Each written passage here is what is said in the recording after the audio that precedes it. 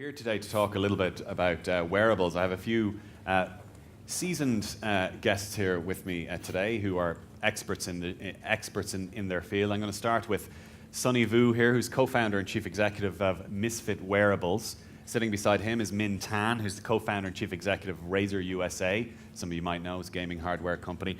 And Chandhok, who was speaking earlier on, who's a senior vice president for Qualcomm. We're going to just get right into it. We don't actually have that much time. So if I could start, Sonny, with you. Your company makes wearables, fitness trackers. What's actually the point of that? I mean, everybody makes a fitness tracker. So what's actually the point? What are you bringing to the table here? Yeah, we're doing wearables and smart home products. Our first product, like I said, was this unintended activity tracking product. I think it's a great kind of like base camp use case for this space. It's something people can understand. And like I said, I'm hoping we can move beyond that. You know, we really wanted to understand what is it that people would actually wear and why would people wear it? You know, are we potentially breaking millennia-long habits of things we wear? Because for many, many years, we've never had to charge things that we wear. The things we wear didn't actually do anything other than protect us from the elements or express what tribe we're in. So we're trying to learn. But everybody seems to make these devices now. So how can you actually really come to the market with something that's anyone's going to pay any attention to? You know, I think we started by just thinking about what people would actually want to wear and making that and only that. And our goal, again, was make something that you'd wear even if it wasn't working. And even if it didn't work, we almost didn't have a sensor in Shine, believe it or not, which was almost heretical. But I think you start with that so that you can figure out how you can layer on other use cases, such as identity, which I'm super excited about. I think that's going to be one of the bigger things coming in the next few years in the space of wearables. Identity, can you just elaborate on that? Yeah, just using these things, replacing your keys and wallet. Basically, there were three things that you turn around for, right? Your iPhone, keys, wallet.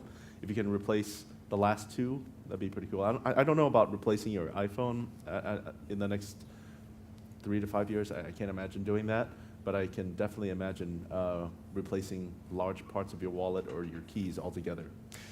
Rob, 2014 was really supposed to be the year of wearables. We all thought this was going to be the year of wearables. And although there are plenty of wearables, it hasn't really become the indispensable item yet.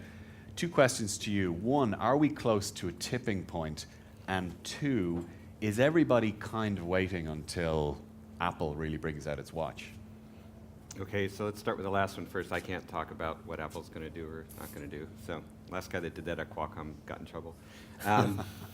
So let me think about the tipping point. You know, a year ago, we were all thinking about what was going to happen, and actually, if you go back to ETH a year ago, we put out an experimental wearable device called the Talk Watch, which was one of the notification watches like Sonny was talking about before. And we learned a lot from doing that, and since then, you know, companies have come out, the Android Wear devices have come out, Apple's rumors are out there, and you see the devices that are out there. So there's a lot of experimentation going on, and I'm mostly talking about the smartwatch side of it. There's been even more on the fitness tracking and health side.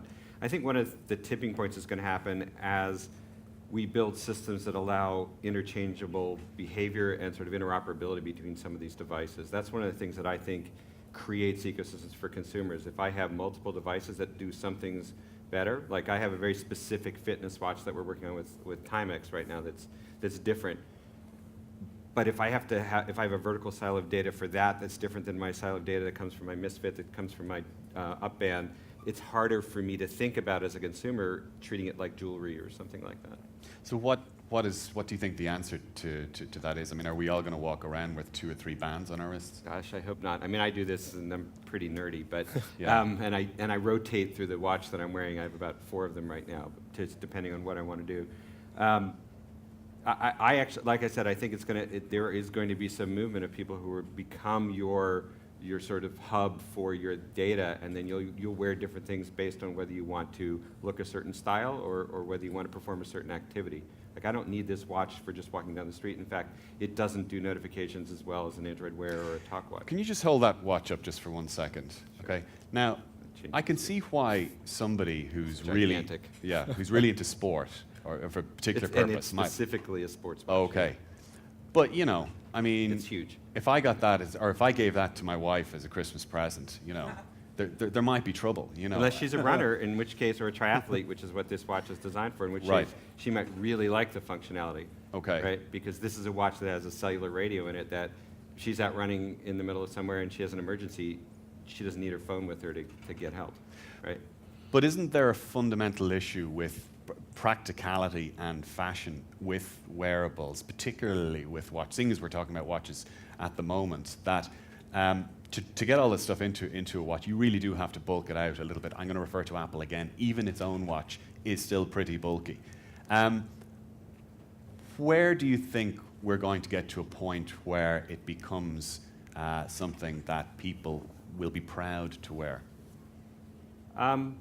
Well, like I said, I mean, I don't know that you're going to be completely limited by form factor. Certainly one of the biggest things that drives these designs right now is power, right? So until battery technology gets way better, or we get way better at the kinds of either display technology or chips that we're doing, there's going to be that challenge. But you can trade these things off. I mean, there are devices that people have on their wrists that don't have to charge, right? Because they've thought about their design point. What we did with Talk, the first smartwatch we did, I didn't have to charge it for 5 days, right? So that it's just different design points that you can pick, and I think we're going to see that exploration, and then technology is going to advance. We're working on new chips with lower power points and so forth to enable this kind of an ecosystem.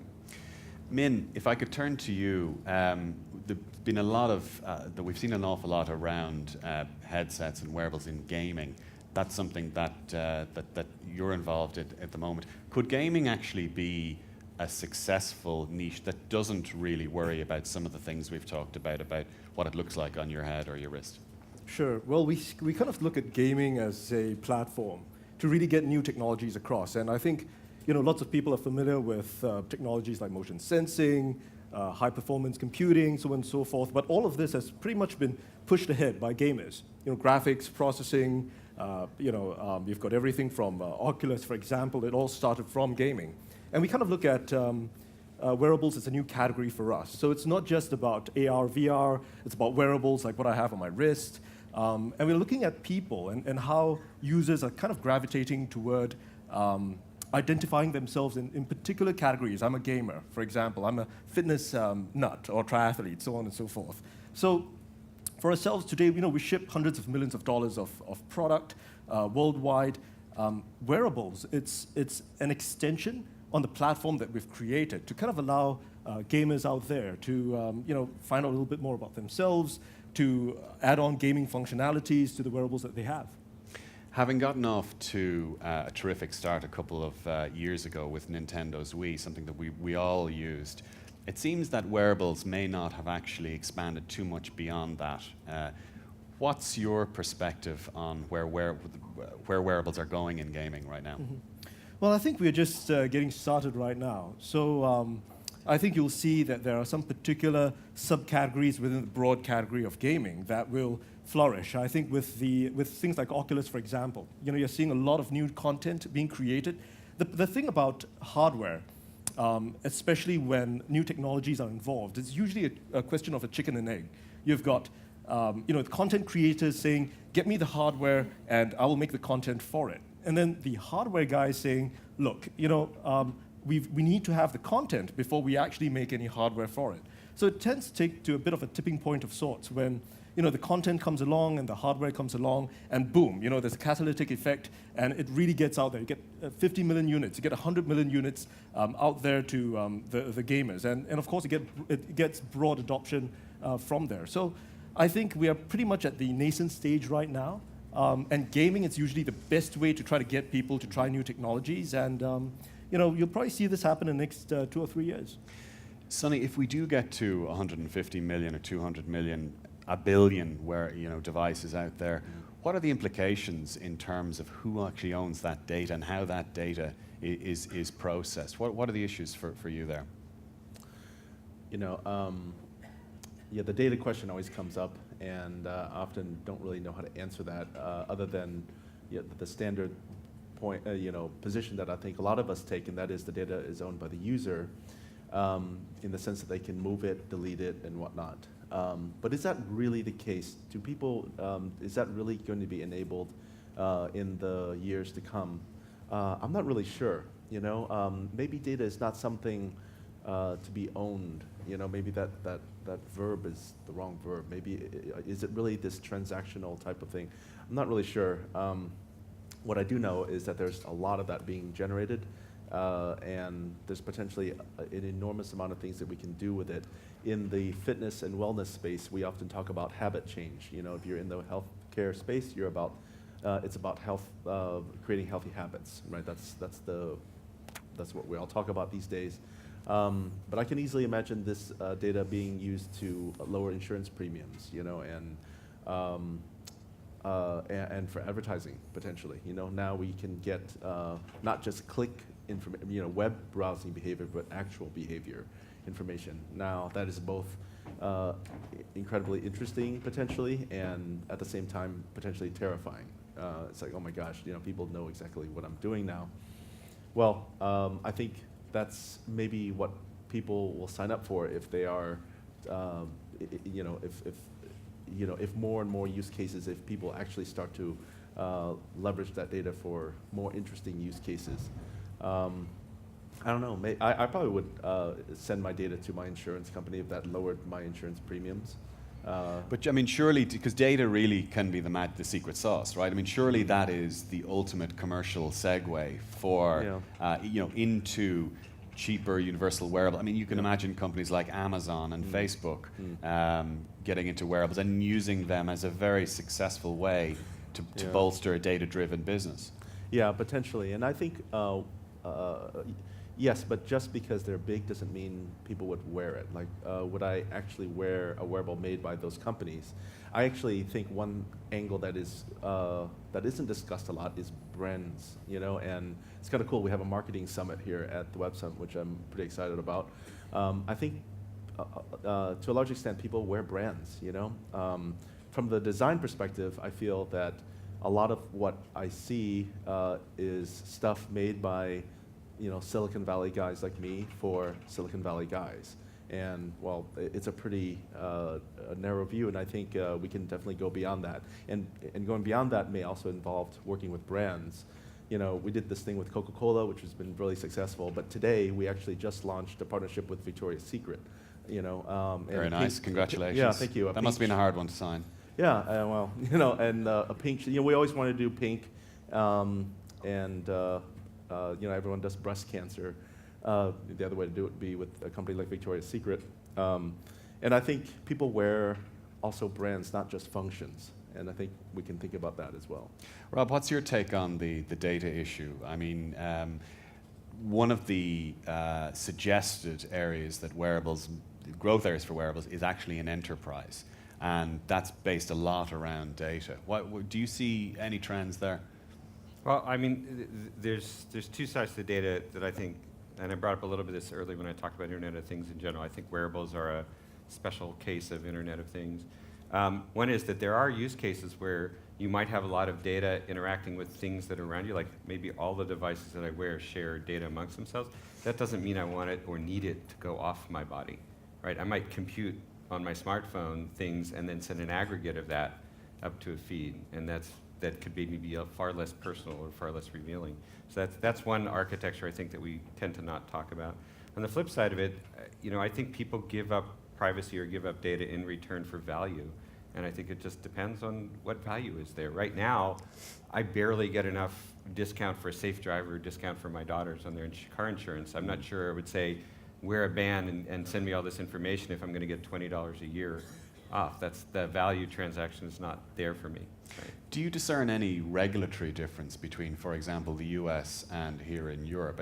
When I talk to tech companies, sometimes data is actually a big issue. Do I discern? There is one. Okay. Yeah, okay. I mean, like, you can't have data cross a lot of boundaries in the EU, and so we thought very differently about when we were even launching our test products, because Qualcomm isn't a consumer electronics company, so we don't do this in general. But when we did some of the stuff we didn't launch the TalkWatch in Europe because we didn't want to go through that regulatory compliance things here. Not that we couldn't do it or didn't want to. It's just it was such a small experiment for us, it wasn't worth doing. So does that mean that that acts as a disincentive for companies here in Ireland or across Europe to actually set up wearable companies? I don't know that it's a disincentive. I mean, you should ask these guys more if it's a disincentive. I think it's just the way it is, and I'm not sure that the U.S. won't change its privacy frameworks to be stronger over time too. Min, what's your perspective on that? I mean, you're based in Vietnam, right? No. Singapore, sorry. No, I'm actually based in San Francisco. Based in San Francisco, third time lucky. Designing stuff for Silicon Valley guys. Yes, indeed, sorry. Okay, what's your perspective then on trying to develop or even sell data-driven products in the US versus Europe, for example? And I used to be a data lawyer, privacy lawyer. So, before in my previous life, before I became a designer, So I'm very familiar with the data protection laws and stuff like that in Europe. I actually see it as a good test ground or bright line to get new products on in the market. If you can satisfy the Data Protection Act in Europe, it definitely means that for the rest of the world, it's you satisfy that standard. But I think more importantly, it comes back to the point about value, right? And I think there are a couple of clear points I think to really look at. First of which would be, disclosure on how the data is being used, how it's being kept, protected, so on and so forth. And of course, whether the sale of that data, etc. I think, for example, ourselves, we use data all the time to make our products better. We don't necessarily do things like sell the data onto third parties. It's all non-user identifiable. So there's a couple of clear principles that we use. And I think it's a high time, I think, if we could get together and really get some good guidelines together. But given that we are pretty much in a nascent stage for where we are for wearables and data, I think it's a question of it being optimized and evolve through the time to really get there. And brands, I think, to kind of lead on to that last point that Sonny mentioned, it's also, people wear brands for a couple of reasons, identifying themselves with a brand. There's also the point about knowing, trusting a brand, the authenticity of the brand, or the fact that that the brand will protect your data as much as they protect their own IP, so on and so forth. So I think it's really looking at wearables from a broad design perspective to see it from not just it as hardware or as software or as data or that there's an overarching brand around it, but really the promise of what wearables can bring to us in the long term. Sonny, if I may mention another company, mentioned Apple, I'm not going to talk about Google. What do you think are the main lessons that we have learned from the never-ending launch of Google Glass?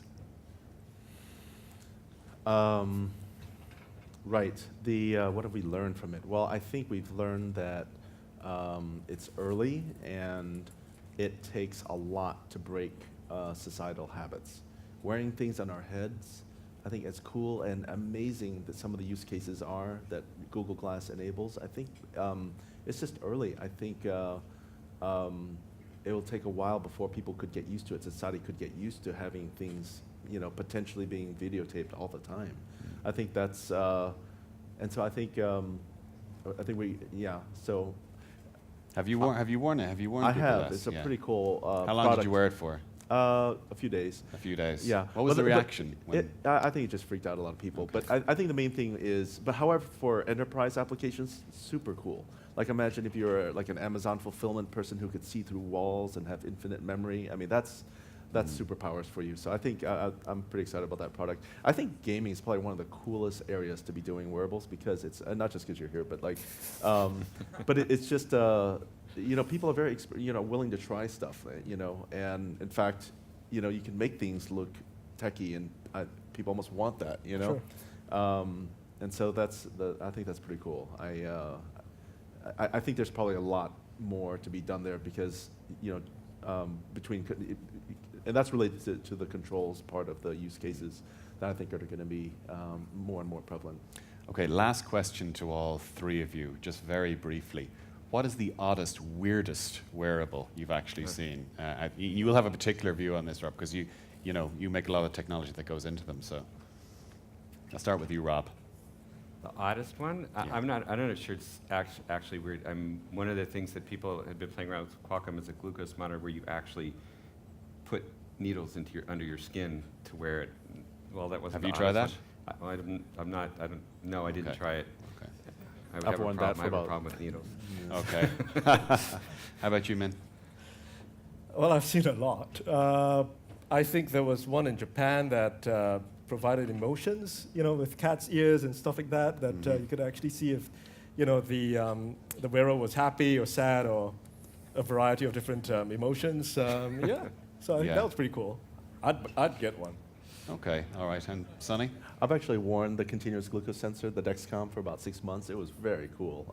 You do have to stick a needle into your body and leave a patch there, but it was amazing because I didn't have to prick my fingers anymore. And Right. well, I did to calibrate, but I could see my glucose reading, so it was really cool. Weirdest, there's a lot of weird ones, but I think this area of jewelry tech, there's a cluster of a few dozen companies doing jewelry tech, companies like Covert Design and Ringly. I think they're doing some pretty cool stuff. Vibrating necklaces and rings to tell you notifications. I don't know. I mean, I don't know if it's a fad or gimmick, but it's kind of cool that there are people trying it out and seeing if people actually buy this stuff. Finally, things made for women, I think. I don't know, maybe guys will wear vibrating rings too, I don't know. Have any of you tried drum pants? No? Pair of I've pants seen where you that. play Those the are drums? cool, yeah. Yeah.